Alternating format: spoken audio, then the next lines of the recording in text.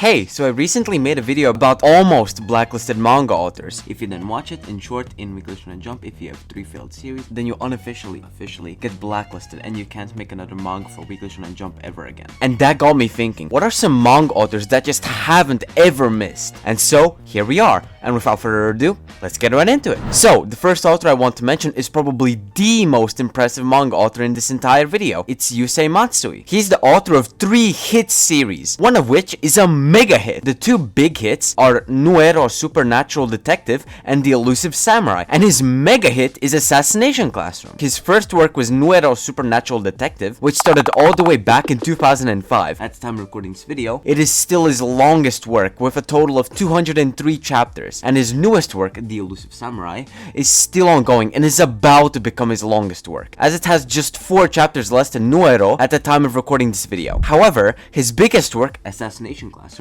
is actually his shortest work, but it's not that much shorter, as it has 184 chapters all in all. The Elusive Samurai had an anime adaptation less than a year ago, which means that all of Yusei Masui's works have anime adaptations. Alright, it's time to move on to the next manga author, and this manga author is also successful in Weekly Shonen Jump. Same as Yusei Matsui. Okay, they had one work outside of Weekly Shonen Jump. It's Kenta Shinohara. They've also had 3 successful works, but they haven't had a mega hit as Yusei Matsui did. But they have had 3 successful series, the longest of which is a whopping 289 chapters long. It's Sket Dance, but Kenta Shinohara also has a currently ongoing work, which I'm sure you've heard of recently. Before I say anything else, I'm just going to say it's Witch Watch, and Witch Watch had its anime start airing literally like 3 weeks ago now. So, with the last series that I haven't mentioned yet, Kenta Shinohara also has an anime adaptation for all of his works. Speaking of which, the last series I haven't mentioned yet is Astro Lost in Space. Now,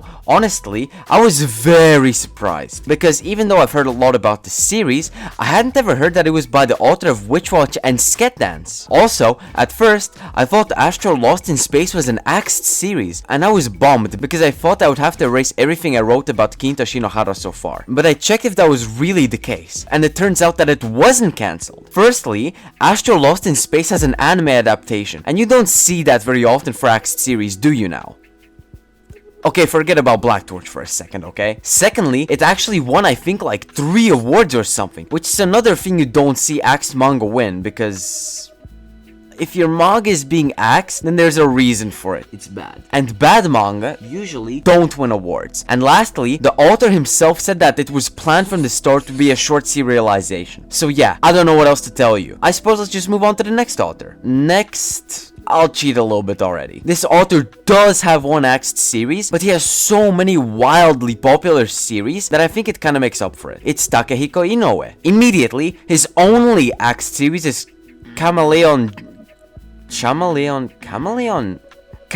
Jail, which lasted just 15 chapters in Weekly Shonen Jump. But literally less than a year after Chameleon Jail got axed, he created his first smash hit, which I'm guessing you already know and are waiting for me to say, which is Slam Dunk, which, I mean, look at these ratings. Ignore the start. They rival One Piece's ratings right now. Anyways, this work wasn't even his most successful work, but his next successful work is Buzzer Beater. While it is a lot less popular than Slam Dunk, it lasted 80 chapters and even has an anime adaptation. But his next work, holy shit, I don't think anyone could have guessed that this work would become as popular as it did. It's Vagabond. According to my anime list, it's the 3rd best manga of all time, behind Berserk and JoJo's Part 7, and is the 13th most popular manga of all time. I think it's safe to say that this is Takahiko Ino's masterpiece. But despite that, he still has one more very successful series, which is another basketball manga. It's Real. All in all, for 2 smash hits and for 1 very successful series and 1 successful series, I think it makes up for the 1 axe manga that he made for him to have a separate segment in this video. Next up, I feel like I just have to mention Nurumiki Takahashi. I wanted to include her in the last segment, which is slightly different, but after looking more closely to how much she's made, I just had to give her her own separate segment. She's made a lot of manga. Not all of them were successful as others, but she's had a lot of long ass manga. She started making manga all the way back in 1978 and is still making manga. She's currently making Mao, which alone is 272 chapters long at the time of recording this video. And she's had one cancelled manga, which happens to be her first manga too. It's Nurumiki World. But before I tell you her extremely popular manga, I'll quickly mention her two not very popular, but long-ass manga. First is Maison Ikkoku, which is 162 chapters long. God damn. And the second is Rinne, which is 400 fucking chapters long? Holy shit, what the fuck? But the rest of her works are either one-volume stories or her very successful series. I'm amazed at how much manga she's made. I mean, her first very successful manga is 366 chapters long.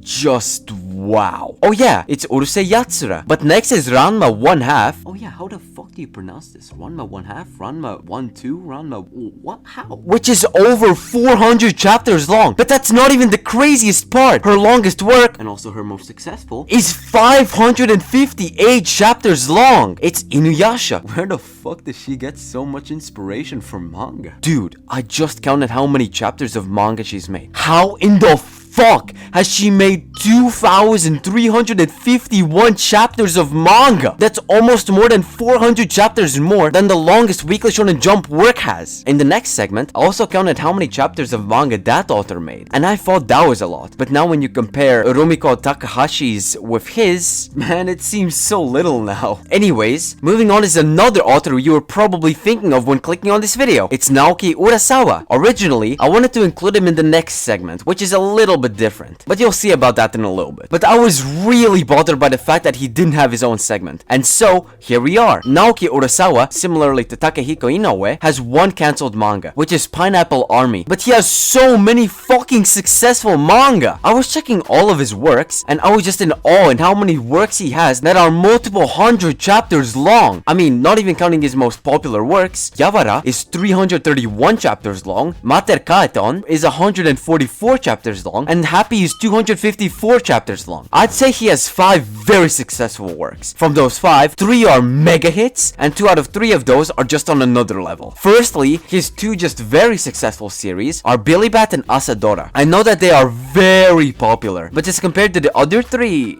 they're just a bit lacking. I mean, a 2-volume sequel to one of those manga is more popular than Billy Bat and Asadora combined. Anyways, his simple mega hit is Pluto. It was already very popular without the anime, but after the anime aired, I feel like it just kind of leveled up in a way. But his 2 manga that are just simply on another level are Monster and 20th Century Boys. The sequel thing that I mentioned earlier is 21st Century Boys, which is obviously the sequel to 20th Century Boys. In total, Naoki Urasawa has written / illustrated / made 1,577 chapters of manga. Just for reference, One Piece currently has 1,145 chapters in total. Alright, I'll be real, I couldn't find any more authors like the ones I previously mentioned. So the remaining video will be lightning round stylish, as in I'll quickly say their success and why I couldn't give them a separate segment. First is Inagaki Riichiro, aka the author of Eyeshield 21, Dr. Stone, and Trillion Game. I actually really wanted to give him a separate segment, but the fact he only does story slightly held him back from me. If you want, consider him the 5.5 segment, because you can make a really good argument in his favor. Second is Eiichiro Oda. Now, I don't feel like it's fair comparing Oda with authors that have many works, which were almost all successful, while Oda has one, but very long work. Granted, One Piece is stupidly long, but still, yeah, the entire reason Oda is in the lightning round is because he only has one work. Third is Hiromo Arakawa. While yes, they've had many successful works, for example, Silver Spoon, The Heroic Legend of Arslan, and her smash hit Full Metal Alchemist, she's had multiple cancelled works. For example, Hero Tales, Demons of Shanghai, and The Romance of the Three Kingdom Spirits. Sure, for the last cancelled work, she only did the artwork, but for The Heroic Tale of Arslan, she only does the story. Oh yeah, she's also currently making Daemons of the Shadow Realm. Yes, that's actually how you pronounce it. Daemons, not demons, daemons. Maybe if her current series, Daemons of the Shadow Realm, was slightly more popular, then she would have her own segment. But for the manga authors that do have their own segment that also have axed series, they have many successful works to make up for it. But Hiromo only really has one huge manga, so I feel like it will be kind of unfair to give her her own segment because she only has one really successful series. And lastly, I think people will disagree with me on this one, Akira Toriyama. Don't get me wrong, he made 2 wildly popular IPs, which are Dr. Slump and Dragon Ball, but he's actually had quite a lot of axed manga between Dragon Ball and Dragon Ball Super. Fuck it, I'll just name all of them. Between Dragon Ball and Dragon Ball Super, he made Kawa, Kajika, Neko Majin, Sandland, and Ginga Patrol Yako. All of them are cancelled series. Alright, that's it for this video. If you enjoyed, please be sure to like and subscribe, and if you've watched this far, then I think you'll enjoy this kind of like prequel to this video, which was the almost blacklisted authors, which is what I mentioned at the start. And once again, I hope you enjoyed, and I hope to see you next time. See ya!